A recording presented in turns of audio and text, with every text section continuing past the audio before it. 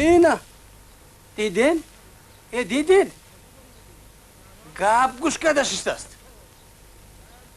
اینجا بیا. اینجا بیا اینجا بیا اینجا بیا. اینجا بیا.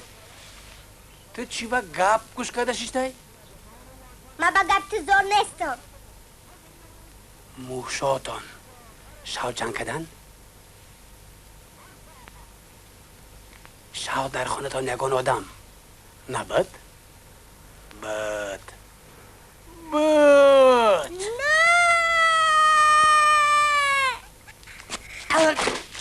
هنر را پاس دار که نامدارت کند، اگر آن را خار کنی خارت کند. این گفته ها برای قهرمانی نوبتی برنامه ما رحمان دوست قربانیان از آوان مکتبخانه شعار زندگی گشته است، زیرا او از آن آوان دل به دنیای هنر و هنروری بسته، از آن هیچ مهرش را کنده نمی توانست. محض دلباختگی و صنعت تئاتری بود که رحمان دوست قربانیان را از پیراهای کوچک دهه به جاده‌های بزرگ صنعت آورد و در این شاهراه پرجاده این هنرپیشه توانست که در صنعت پیراهای خود را پیدا کرده اصالت و رسالت خود را واضح سازد. رحمان دوست با گذشت روزها و ماه‌ها و سالها مهارت آموخته هنر و توانست خصلت‌های نجیب را به خود رام سازد. او پیروی کردن را دوست نمی‌دارد و کسی به او اگر پیروی کند می‌بالد. اینچنین نمی‌خواهد به کسی هم مانند باشد، ولی در صنعت تقلید خیلی موفق است. شوخی‌هایش و قلب پاکش او را وادار کرد تا در مسحک بیشتر هنر سنجد و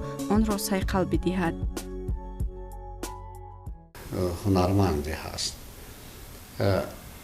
نه تنها پهلوهای اکتیاری، بلکه سرایندگی بسیار نازک احساس میکند.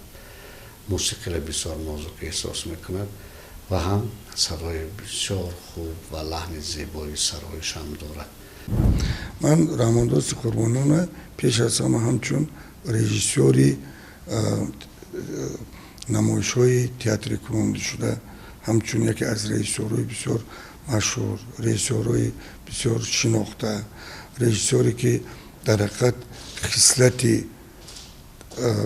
کسب رژیسوری در وجودش است میشناسم.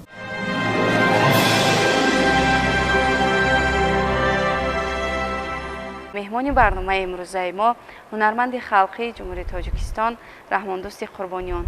خب استاد، شما رو به برنامه خوش آمدید میگوییم. سلامت باشید. از آنه که مخلصان رحمان دوست قربانیان را همچون هنرمند حجم‌نگار میشناسند، میخواستیم آغاز برنامه امون را از لطیفه های نمکین شما شروع کنیم.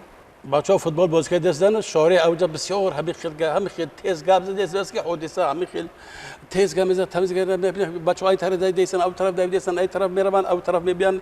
این نباشه دی راهبری کماند افتاده است که این مردک شارع این مردک تی خیلی تیز گام نزن. این بچه‌های ما خیلی دویدن نمیتونند. چرا محض شما در صنعت همین ژانر رو انتخاب کردید؟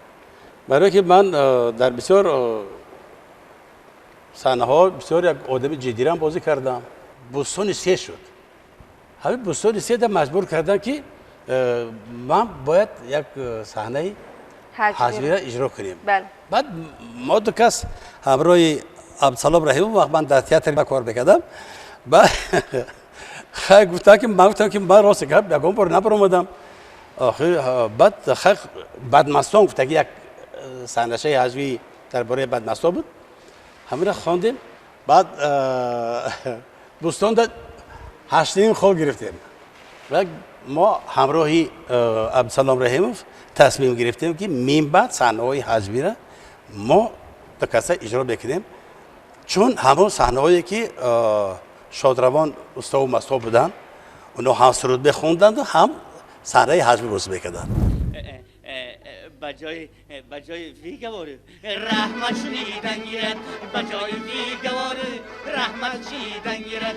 ما نیست همین چیزا قرار دادیم که هم صحنه حجوی را با سرودش یعنی که انتخاب کنیم تماشاگران پیشکش می‌کنیم. معصوم سیسیلت دار دوری دامان موردار لبی آستین تمدار بندی دل دستمان دار چلیکان چلدار.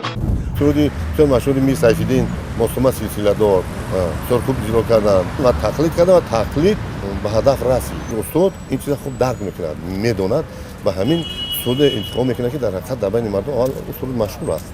سرودهای بسیار زیبای خلق میخوانند و مهمش این است که با لحن با سبک شیوه خود میخواند که همین شیرین‌تر میکند. از گنجور مردم آگاه است، از بسیار هنرهای مردم آگاه است. استاد رحماندوست قربانیان خدمتتون عرض کنم که یک زندگانی بسیار سنگین گذرانیده است. از جوانی، از خوردی، از تولد اونها را مهاجر کردن، از کوهستان بردن به تکدشت مثل اکثریت تاجیکان و انا همون مرگ و میر همسالان را دیده است. در خیمه ها زیسته است، در کپه ها زیسته است، در صحرا زیسته است، به سر برده است و نان مردم را خورده است. انا همون هم مشکل و غم و غصه مردم و شادی و نشاط و نصرت مردم را از هر دستاوردها میدید. اون همه او رو در ترکیب خیش خزینه و حفظ کرد و امروز ببینید که استاد رحماندوست قربانی واقعا هم یک مردمی است، یک هنرمندی است که مثلا بگریم میتواند در دلخواه نقش خود رو آفرد. در روی صحنه تئاتر نقش آفری های زیادی کردید، اینچنین در سینما هم خود را زیاد سنجیده اید. شما کدام از این ژانرها رو قلایتر میپندارید؟ در هر یک جاده که شخص وقتی که مهنت میکند و حرکت میکند هیچ وقت او راهی آسان و راهی سبک نیست. میخواهی به یک مقصد به یک جایی برسی او را بسیار زحمت کشیدن در کار است. فرق ندارد مثال گیریم که در کی سینما باشد یا که در تئاتر باشد، همون ابرزی که تو می آفری به تماشابین معقول افتاد، یعنی که به هدفت رسانده توانی. رحماندوست قربانیان که خود انسانی نجیب است، سنه تولدش هم عجیب است. او 8 مارت سال 1944 در موضع کانگورت ناحیه تیمورملک چشم به عالم هستی گشوده است. فضای دهه شوق و شور طفلی و ایامی کودکی مهر صنعت را در قلب کوچک این هنرپیشه معوا گرفت. او به خود می گفت اگر بزرگ شوم حتما سر به عالم هنر زده تا به ابد رهرو پیروهای صنعت و هنر خواهم شد. همین بود که رحماندوست در پیشه انتخاب کرده اش نقدینه عمر را صرف کرد و بر عوض آن عزت به دست آورد و احترام و مقام. مخلصان سینما شما را همچون بکمراد از فیلم ستاره های سر تنور بیشتر میشناسند. چه سبب شد که شما همین نقش را بازیده اید؟ وقتی که ما را انتخاب کردم ما 2 نفر بودیم. خب من بهای بسیارتر گرفتم بفکرم که با من میاسر شد که همین ابرز اجرا کنم. سیف خب خودش بسیار زرشناس بود، بسیار یک چیز نقص میدانست و اون چیزی که بازی کردیم من همیشه با سیف بحث و مناظره میکردیم، یک جای در یک می آمدیم، بعد ما هم چیز ثبت کردیم. خاطر نبگم چی؟ خیلی نمکی با چند رفته میگم خیلی نمکی. در همین فیلم یک سرودی به قول با زبان هندی باشد. این چیز به دهاتن شد.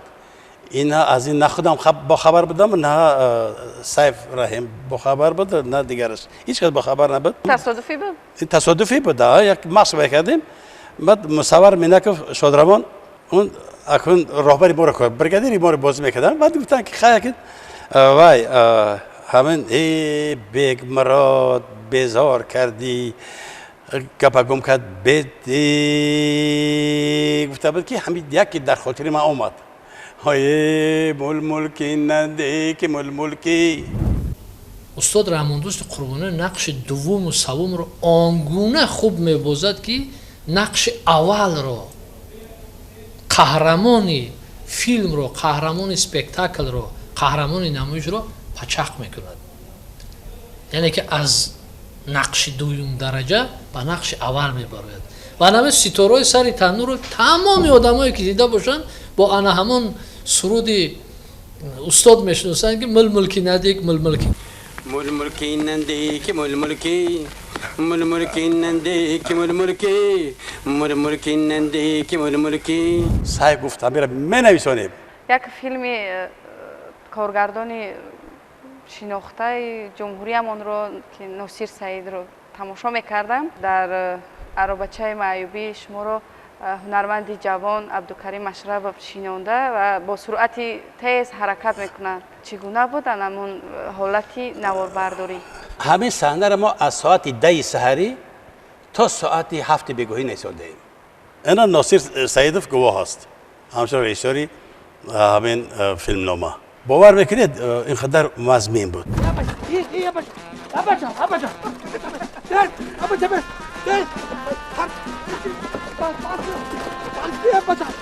حجب کوچگی اصلا مسخره میگویند این گونه حجب رو از حجب ادبی با کدام جزئیاتش فرق میکنند حجب کوچگی است حجب صحنوی است بله یعنی که حجب هست که برای همه است حجب هست که برای یک از دو کس است او را باید فقط یک از دو کس بشنود وقتی که برای همه میگوید بسیار اندیشه میکنید و همه در یک چارچوبه گفته بندک ادبیات امروزی تاجیک وارد میسازی اون بعد گفته میتوانی اگر فقط حجب برای فکر بکنید که برای خنده باشد من اینا قبول کردن نمیتونم برای که حجب فقط برای خنده نیست برای درست آوردن جامعه است ما آدمای قشلاقی تا حالا نمیدونیم که همین بچه‌های پرازیت گرفتیان رئیس جان همین شما چند تا پرازیت داره شما بار پرسیده اید که برای چی زندگی کرده اید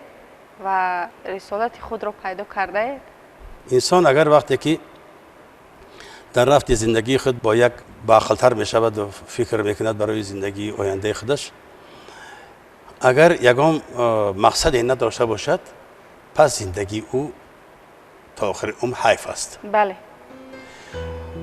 وقتی که فکر میکنی در یک جاده در یک مثلا در یک مقام که تو باید مقصد اساسیت چیست فقط زن گرفتن خانه‌دار شدن یا که فرزندان تولد کردن یا که به وی رساندن از این یک اگر از همین چیزی عبارت باشد هر یک آدم همین فکر کرد یک از معلم بشود یک از دکتر بشود یک از مثلا کارکنی حربی بشود یک از مثلا کارکنی ارگان داخلی بشود یک از هنرمند بشود یک از اسپورتمن بشود ببینید ورزشکار بشود ببینید در هر یک جاده کاری هست قوه انسانی در همه چیز آدم مجبور میسازد که تو به کدام راه میروی مثلا گیرم یک جوانی بزرگ بکی خب شاید اونقدر دانشمند هم نباشد لیکن وای بزرگ است و میتواند با قوه جسمانی خودش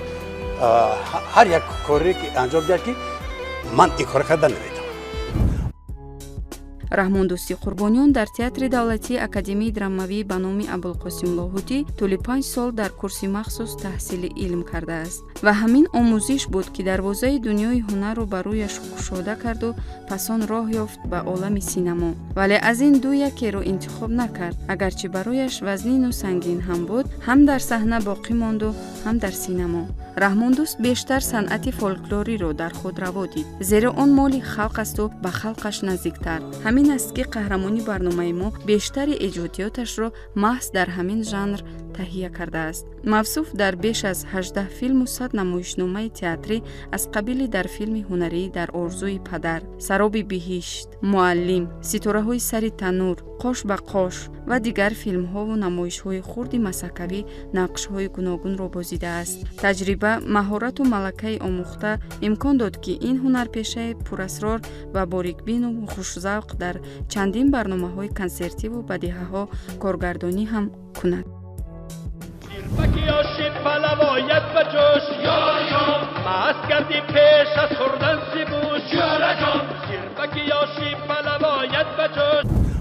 انسامبل های فولکلوری در آن جهت ساخته می شوند که آنها انهای مردمی ما را ادبیات دهنکی مردمی ما را اون سنت های مردمی ما را آن چیزی که ساخته شده است همون از زنده باید نگاه بدارند این منم دیقام بچه‌ی پختکار بدیهای بازوبندم رو بیدی. این چونین مرغ مرجان همین گونه بدیه ها بود که با کلیپ های امروزه کمی هم باشد مانندی دارد. همین گونه بدیه های خوب بودند. آن همین بازوبند بعداً ما با همراهی سفر ایوبزاده محزون صحبت کرده همین بدیه ها را با بدیه های حذفی کرده گرداندیم. یعنی که مرغ مرجان ما بدی. بله.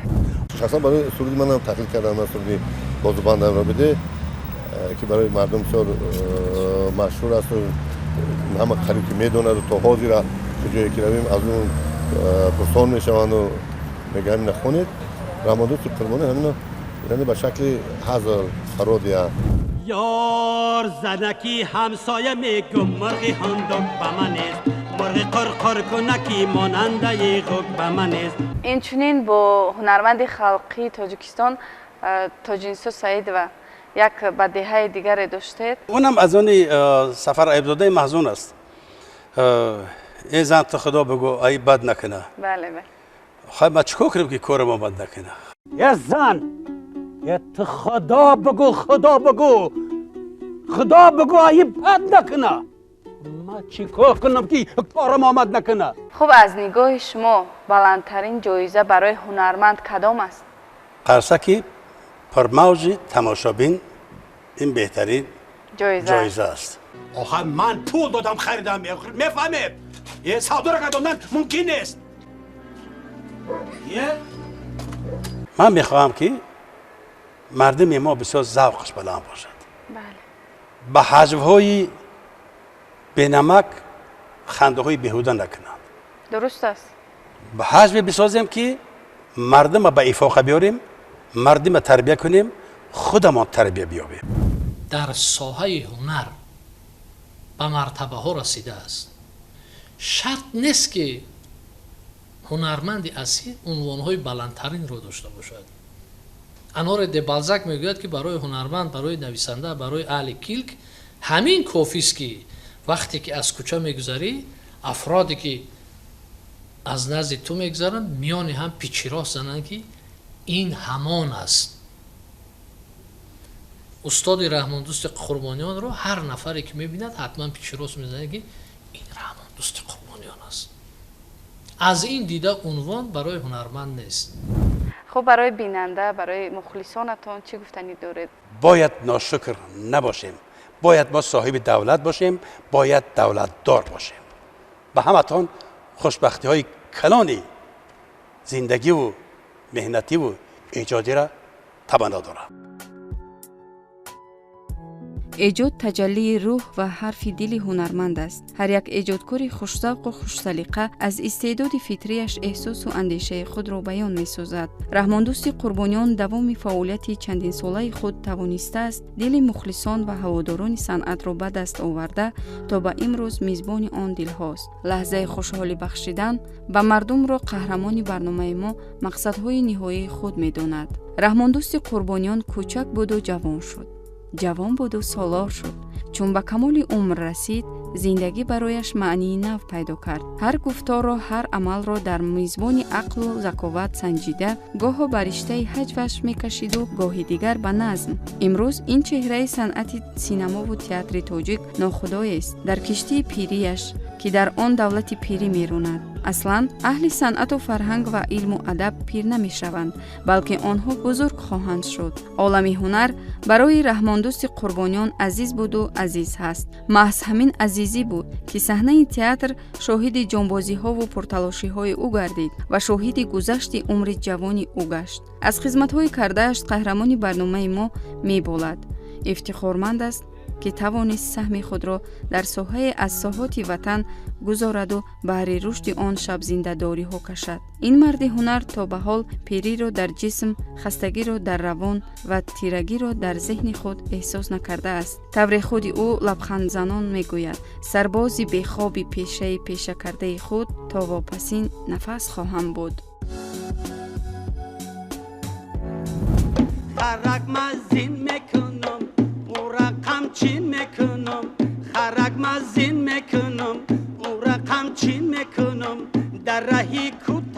جر جیپا یک تین میکنم در راهی کوتاه و جر جیپا یک تین میکنم در راهی کوتاه و جر جیپا یک تین میکنم